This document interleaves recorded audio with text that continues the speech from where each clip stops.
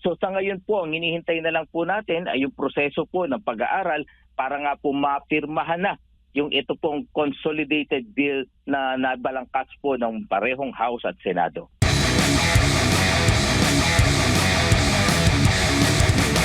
Kumusta naman po, Attorney, yung mga paghahandang ginagawa para po dito sa ating kauna-unahang BARM parliamentary elections?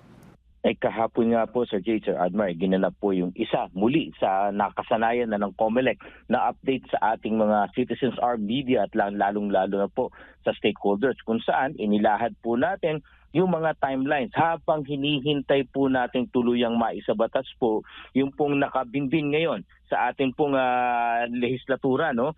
Yung nga pong pagsasabatas ng kauna-unahang na petsa ng ating BARM parliamentary elections kung saan nakita po natin dun sa parehong Senate bill, sa parehong House bill na naratipika na ng Bicameral Conference Committee ay nakatakda po sa September 14, 2026. At habang ito pa hindi pa na isa sa batas o pinal na batas, Attorney, handa na ho ba ang COMELEC kahit ganito po ang status po ng batas ng panukalan na yan? Opo. Sa ngayon po ay naghahanda po kami dun sa mga bagay na patungkol po sa halalan pero hindi pa kumbaga nakatali sa September 14. Halimbawa po, yung pong pagpasusulong ng ating tinatawag na registration o accreditation ng mga parliament sectoral organization, parliament political parties, whether yan po ay regional or local.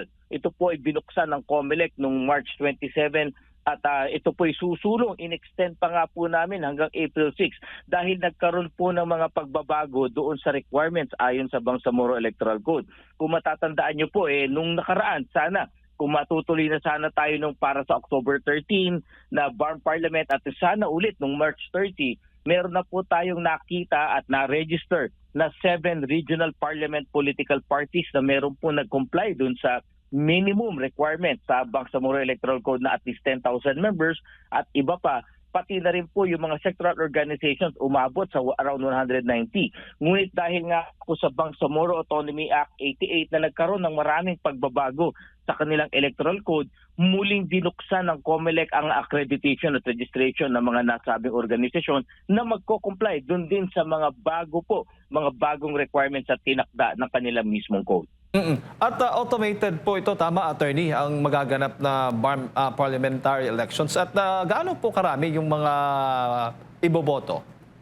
Opo, 80 po ang nakatakdang maupo dito po sa ating parlamento kung saan po apat na po dyan ay tinatawag nating mga regional party political representatives kung saan ang inihahalal po dito ay yung political party. At meron po silang nominado na 4 na po kung saan pag ang nakakuha po, ito yung bago ngayon, kung dati ay 4%, ngayon po ay makakuha ng 2.5% ng boto dyan sa party na yan. Parang party list po yan makukuha nila at mailuluklok nila yung 4 na po nila na mga representante o mga nominees. Kung sakaling 2 o 3 yung makakuha ng 2.5% na boto o higit pa, magkakaroon tayo ng distribution, proportional distribution dito po sa mga nakuha na to. So yan po yung una, yung 4 na po. Meron po tayong 32 na mga tinatawag natin na Parliament District Representatives. Sila naman po, kung titignan natin, ay parang mga congressman natin. Kung saan yung pong 32 distrito ay magkakaroon ng kani-kaniya ng mga representante. Direkta po itong ihahalal, yung kandidato, direktang ihahalal ng ating mga mamamayan sa distrito, whether sila po ay independyente o meron ding political party, whether local man yan o regional. So ang natitira na lang po yung 32, may natitira pong 8. Ang 8 po ay nakareserba para sa tinatawag po natin ng mga sectoral organization. Ganyan po ang kagandahan ng tinatawag natin na Bangsamoro Electoral Code kung saan may mga nakareserba pong upuan para sa mga sectoral organizations. Ano-ano po ito? Meron pong 2 para dun sa non-Moro indigenous peoples, merong 2 para sa mga settler communities, merong 1 para sa kababaihan, merong 1 para sa kabataan, merong 1 para sa traditional leaders at merong 1 para sa ulama. Dito rin po nagkaroon ng malaking pagbabago dun sa kanilang electoral code kung saan dati po sana ang 8 ito para sa kauna-unahang halalan ay wala pong gaganapin na pagboto halalan. Sila po ay magkakaroon ng asembleya kung saan ang mga miyembro sana ng mga sektor ang maghahalal kung sino yung mga uupo dun sa nabanggit ko po na bilang na 8 po na yan. Ngunit dahil nga po may pagbabago dulot ng Bangsamoro Autonomy Act 88, lumalabas po ngayon direkta nang magkakaroon ng halalan sa mga nabanggit na sektor except po doon sa unang-una nabanggit ko, yung non-Moro indigenous people. Sila po ay by assembly pa rin. Pero pagdating doon sa settler communities, sa kababaihan, sa kabataan, sa traditional leaders at sa ulama, ay direkta na po silang iahalal ng kani-kanilang mga sektor. At itong 80 mga kandidatong tinatawag po natin, meron na po itong mga pangalan, attorney, o nagpapatuloy pa yung tinatawag na pag-a-apply, yung mga gusto pang tatakbo, parang ganon? Para po dun sa kanilang mga parties at kanilang mga organization, tuloy po tayo ngayon. Tatagal po ito hanggang April 6.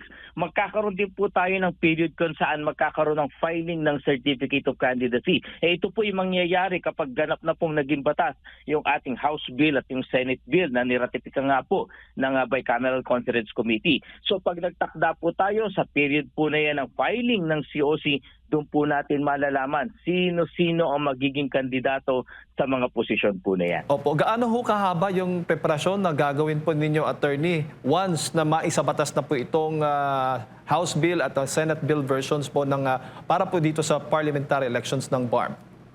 Hoping po na ma-ratify either ito po bago matapos ang buwan na ito ng Marso o sa mga unang linggo ng Abril, makikita po natin a few months lang patungo sa Setyembre ang aming preparasyon.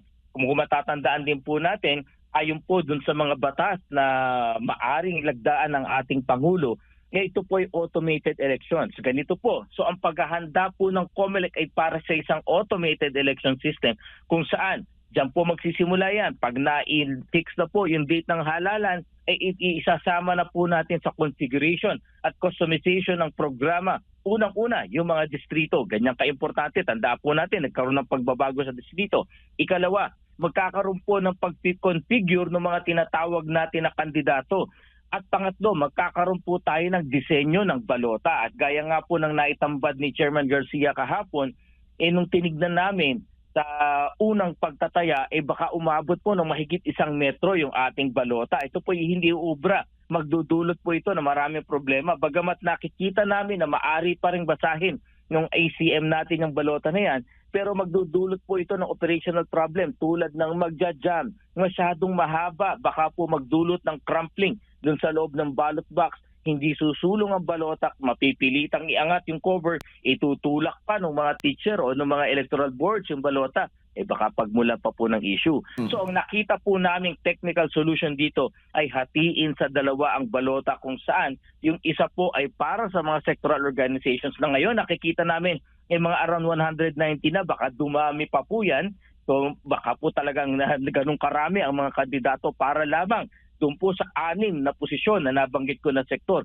Iba pa po ang bilang ng kandidato para sa political parties na 4 na po yung uupo. Iba pa yung bilang po doon sa bawat distrito na natawag po nating parliament district. So yan po yung paghahanda. At kasunod no po nun, yung iba pang technical preparations tulad ng pagte-testing po natin yan, yung ating mga tinatawag na connectivity, transmission testing gamit ang Starlink. Starlink na po kasi ang gagamitin natin dyan. At iba pa po tulad ng training ng ating electoral boards, training ng mga canvassing boards, yung security natin at deployment. Nakikita naman po namin na mula Abril, pagka po nakita natin na ganap na batas na ang Senate at House Bill, sapat naman po yung panahon para po maisagawa lahat na to, lalong-lalo na yung pinaka-importanting component, ang voter education at information. Malinaw dito, attorney, naghihintay kayo na maisabatas na itong panukalang batas nga na para po sa BARM parliamentary elections para makagalaw na, tuloy-tuloy na yung mga gagawin yung mga preparations para nga sa eleksyon.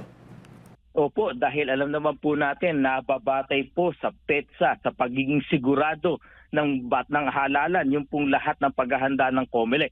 Baka po kasi kami po ay kumbaga masita ng COA na bakit kami ay sumusulong na doon sa napakaraming paggastos nang wala pa namang katiyakan, dahil lahat naman po ng pagkilos ng COMELEC ay dapat naaayon sa pagtatakda ng batas. Bago ko ipasok kay partner Admar, attorney, sa tingin po ninyo, ano yung reason bakit po natagalan tayo dito? Hindi naman po natagalan. Actually, ang nangyari po dito, kung matatandaan ninyo, COMELEC po yung unang nagpahinto. Nagsabi na hindi namin kaya isagawa yung halalan noong March 30 dahil nga po tayo ay lalabag sa ilang batas tulad ng Republic Act 8189. Baka kagaya nung naunang mga Bangsamoro Autonomy Act na ipapatupad sana natin noong October 13, ay madala lamang tayo sa Supreme Court at man-nullify ng Supreme Court ang lahat ng paghahanda. So mula po nung diniklara ng COMELEC ito, actually, nakipag-ugnayan na po ang Kongreso sa atin, ang House at ang Senate, at napakabilis po nilang kumilos para magbalangkas po ng bagong batas o yung mga House bills at Senate bills. Nagkaroon po ng napakaraming consultations doon po sa ground. Nagkaroon ng consultations, technical working groups kasama ang COMELEC. Ang bilis nga po na i-ratify nito. Sinertipika ng ating Pangulo na urgent ang mga bagay nito. Kung kaya po yung pati yung araw, sana na hiwa-hiwalay para basahin. Yung reading po, yung first, second at third readings ng House bills ay napaikli. Pati nga po yung pagsulong sa Bicameral Conference Committee ay natapos nila noong March 17. So sa ngayon po, ang hinihintay na lang po natin ay yung proseso po ng pag-aaral para nga po mapirmahan na yung ito pong consolidated bill na nabalangkas po ng parehong House at Senado. Attorney, magandang umaga. Si Admar po ito. Meron po ba kayong information? Parang may lumapit din sa Korte Suprema para questionin din ito. Though hindi pa siya naging batas, hindi pa talaga, kumbaga, legit na inilipat na, pirma na lang ang kulang. Meron po ba kayong information, Attorney? Opo, meron pong na umakyat sa Supreme Court, ngunit hindi para questionin po yung mga bagay na ito dahil wala pa naman pong maitataas, wala pang justiciable issue na maiaangat sa Supreme Court dahil hindi pa naman po batas. Ngunit ang naiakyat po ay ang pag-question sa Bangsamoro Autonomy Act 86 kung saan po kine-question po nila yung distribution ng barangay dun sa 3 distrito ng Cotabato City, pati na rin po yung paggalaw ng barangay dyan sa Maguindanao del Norte at Maguindanao del Sur. So ito po yung kine-question sa Supreme Court sa kasalukuyan. Ito po ay wala pang koneksyon doon sa batas na binalangkas ng Senado at ng House of Representatives. Pero ang nakikita naman po namin, di gaya ng mga naunang kaso, naglabas po ng temporary restraining order. Sa pagkakataon pong ito, naiulat po ni Chairman Garcia kahapon, wala po kaming natatanggap pa na anumang TRO bagay sa kasong nabanggit. Wala po ba itong epekto sa nakatakdang paglilipat ng halalan? Kung sakali man po na walang may issue na temporary restraining order, masasabi po natin na wala po itong epekto, no? Gano'n naman po talaga, basta meron pong umiral na batas, ipapatupad po ng COMELEC yan. Hindi naman po uubra na dahil nangangamba kami, baka magkaroon ng TRO, hindi na kami maghahanda.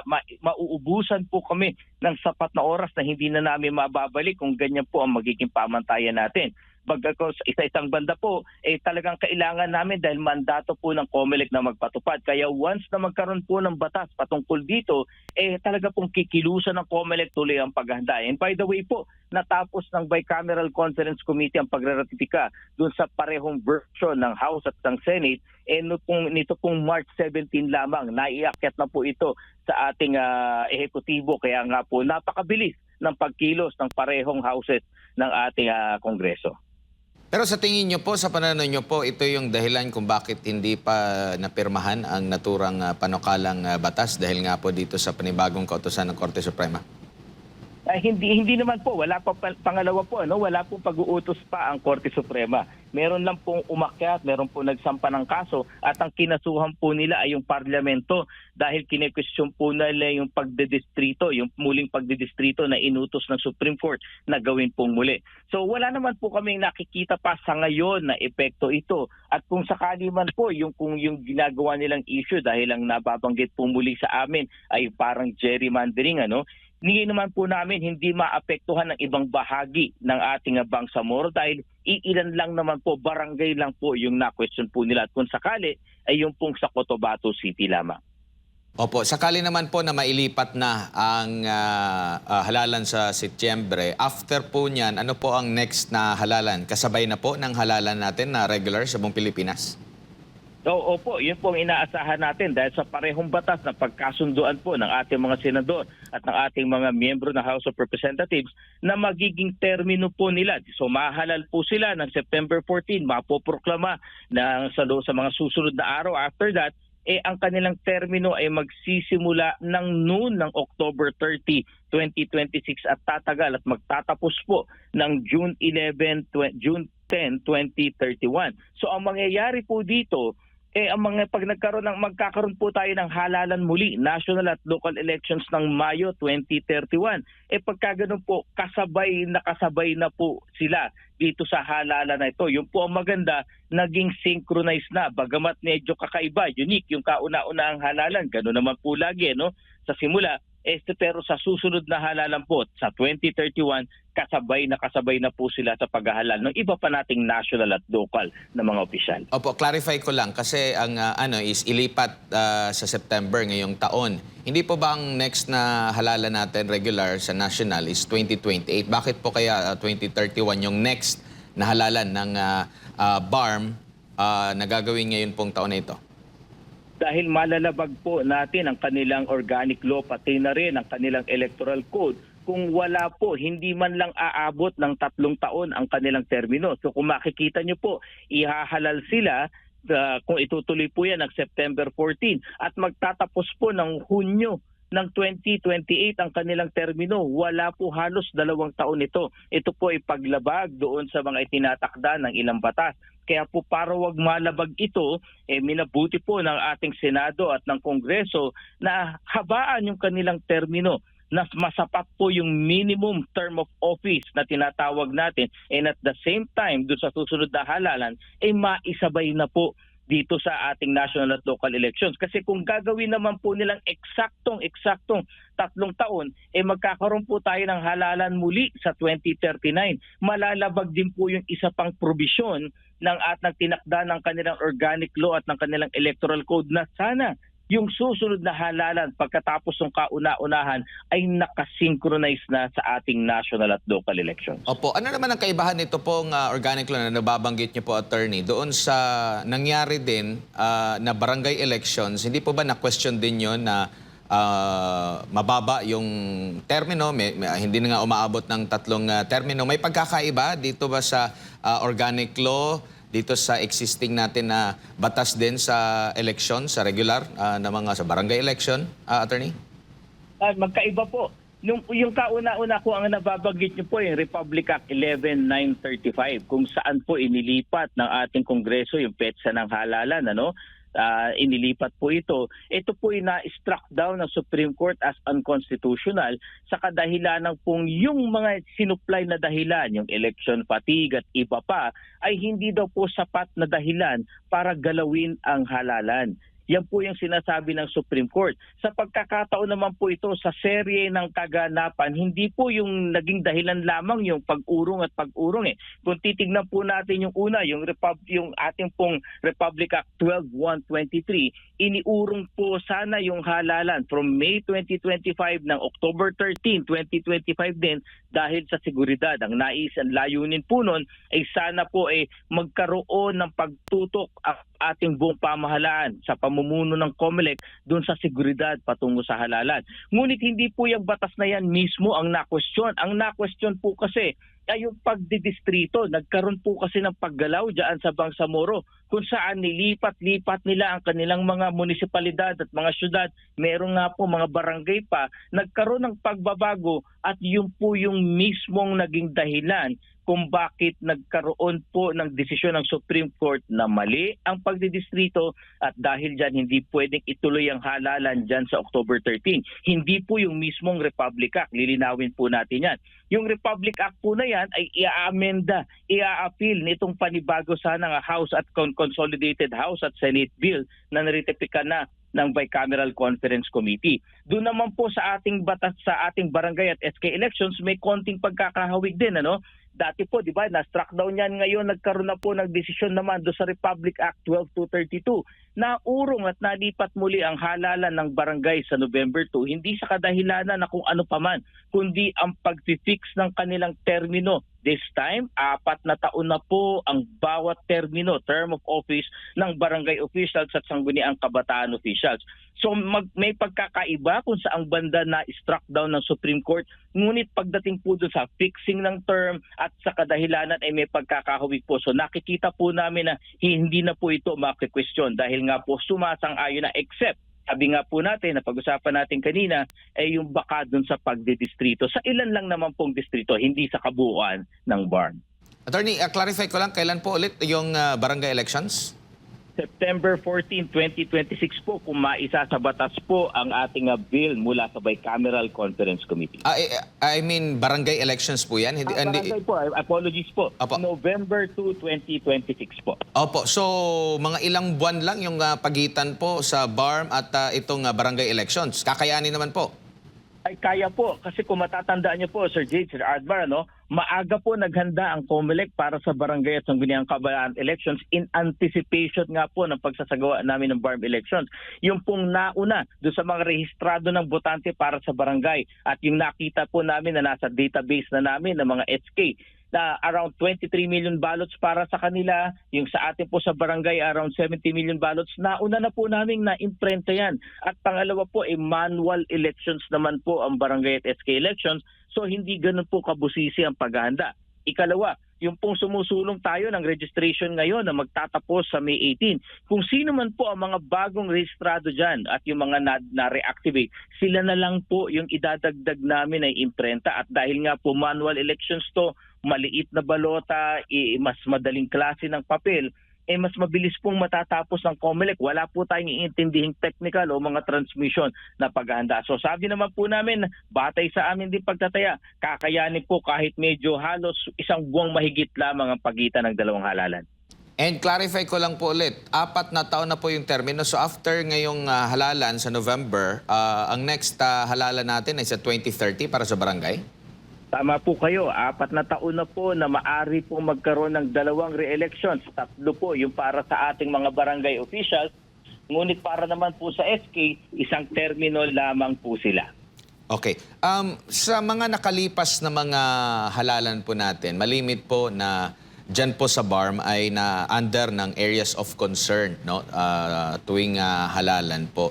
Sa monitoring nyo po ba, comparison natin sa mga nakalipas at ngayon po sa monitoring nyo po dyan na nalalapit na po yung halalan sa BARM, kamusta po? Sa ngayon po, wala pa naman po kaming nakikita na mga areas of concern, pero hindi po tayo magpapabaya dito at tinitignan din po natin yung historical basis natin, yung maaring nakikita na natin na potential na intense political rivalries o kung saan man po may mga naganap. So hindi po tayo magpapabaya, magkakaroon po tayo ng sapat na paghahanda. Yung pong ating paghahanda na ginawa noong May 2025 elections ay mas iigtingan pa po natin ito. Dahil sabi nga po natin, bilang paghahanda na rin, pareho, 2 halalan ito na halos magkasunod, ilalatag na po natin ng maigi ang ating security preparations. And same pa rin po sa mga nakagawa natin sa kalipas na mga halalan. If ever man po na may banta, matatakot, yung mga guro na mga ngasiwa doon sa botohan, mga uniform personnel po ang mag-aasikaso. Tama po kayo. Tayo rin po ay magte-training ng ating PNP at Philippine Coast Guard personnel na nakahanda pong humalili doon po sa mga lugar kung saan matatakot po yung ating mga regular na mga teachers o electoral boards sa pagsisilbi sa halalan. Lagi na po nating standard practice yan bilang pagsunod na rin doon sa ating tinatawag na Election Service Reform Act. Attorney, siguro huling mensahe po ninyo para sa ating mga kababayan na kikinig, nanonood po sa mga oras na ito.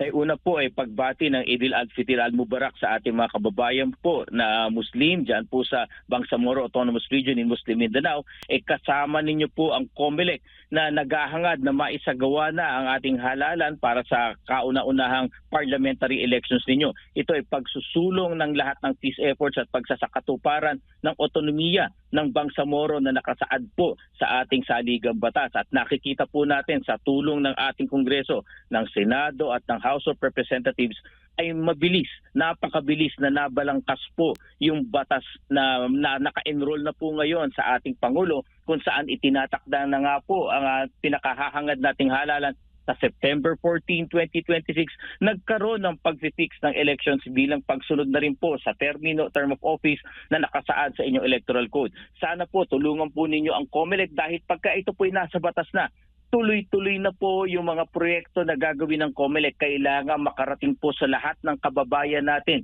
dyan sa BARM, whether Moro o non-Moro, traditional po ng mga leaders, not settler communities, mga non-Moro indigenous peoples, makarating sa kanila para saan ang halalan na to, sino ang ihahalal, anong kanilang tungkulin. Nang sa gayon, ang bawat isa sa Bangsamoro ay makaboto po ng responsable nang maisakatupad po ang tunay na layunin ng Parlamento ng Bangsamoro. Asahan po ninyo ang mabilisan at agarang pagkilos at paghahanda ng COMELEC. Maraming salamat po.